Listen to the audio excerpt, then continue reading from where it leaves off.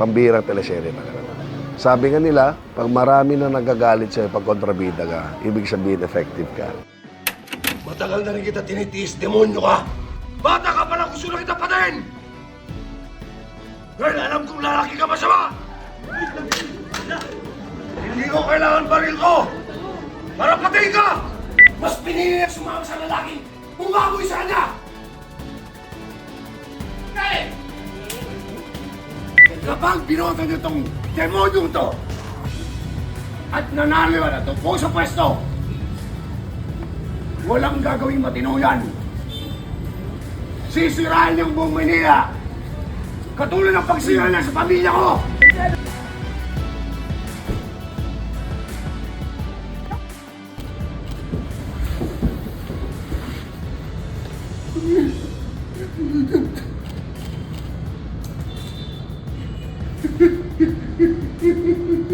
Si Marites na at si Tanggol ang pwede kumahal ko.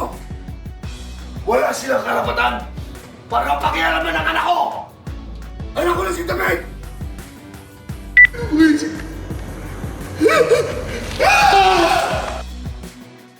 Isang moments na hindi ko makakalimutan. Siyempre, yung pagharap namin ni Ramon, tuwing nagharap kami, talagang malaking eksena yan. Lalo na pag nagharap kami ni Tanggol, yung mga gulpihan namin ni Tanggol, ginugulpi niya ako, ginugulpi ko siya. Yun nga, hindi ako makapaniwala na ngayon lang ako nakagawa ng teleserye na naiuwi ko yung kabit ko sa bahay ng asawa ko. Pambihira yun. Talagang concern ako doon. Sabi ko, hindi kaya iwanan tayo ng tao. Hindi, Kuya Jan. May rason naman. Yun pa yung maganda doon eh. Kasi si Coco, kung mag-iisip ng eksena, alam niya kung saan nanggagaling, maganda yung pinanggagalingan, maganda yung patutunguhan. Again, lumabas na naman yung pagka-creative genius ni Coco doon dahil naitawid namin na maganda yan. Isa pa, ngayon lang ako naka-experience sa teleserye na sarili kong anak, Asarigora, patay siya. Nilagay ko sa dining table namin.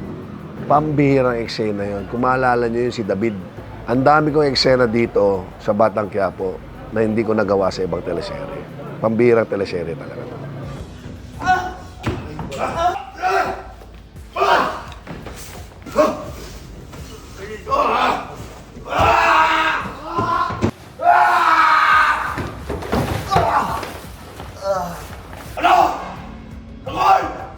Nasaan yung pag-iisang ano mo?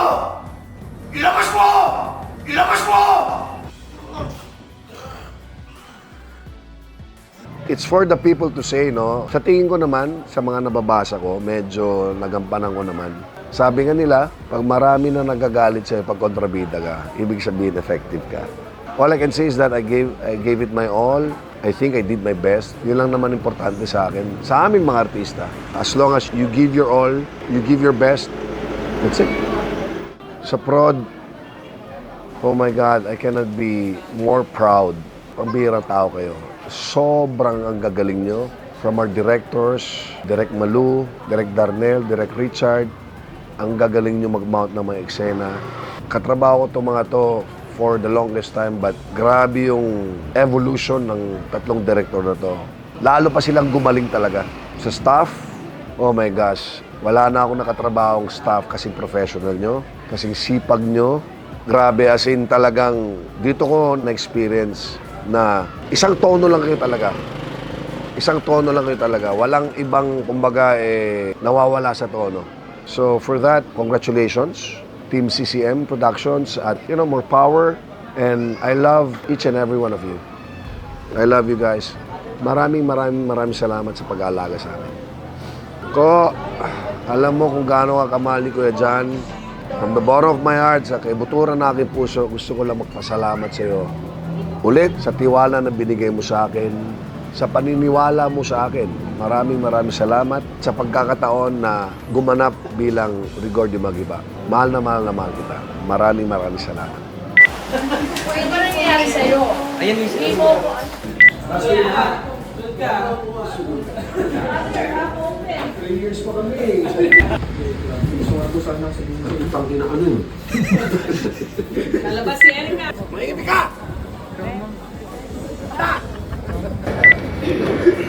Patay na sila lahat.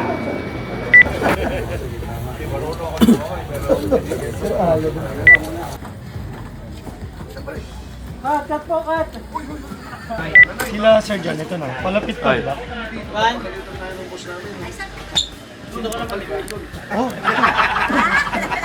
Gusto na namin mamasyal. Uy!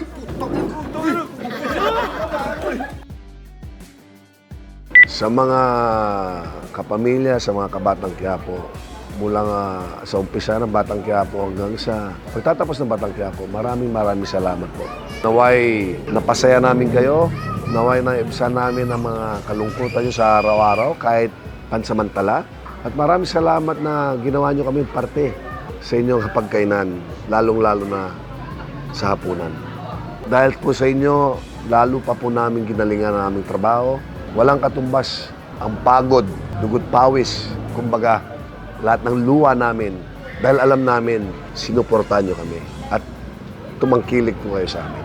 Kaya dahil doon, maraming salamat po at mahal na mahal namin kayo. Maraming salamat.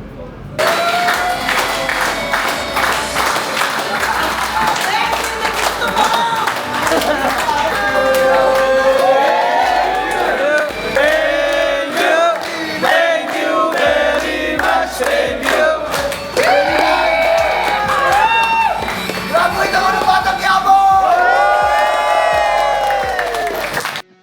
Ako po si Jan Estrada, gumanap bilang Rigor Di Magiba, signing off.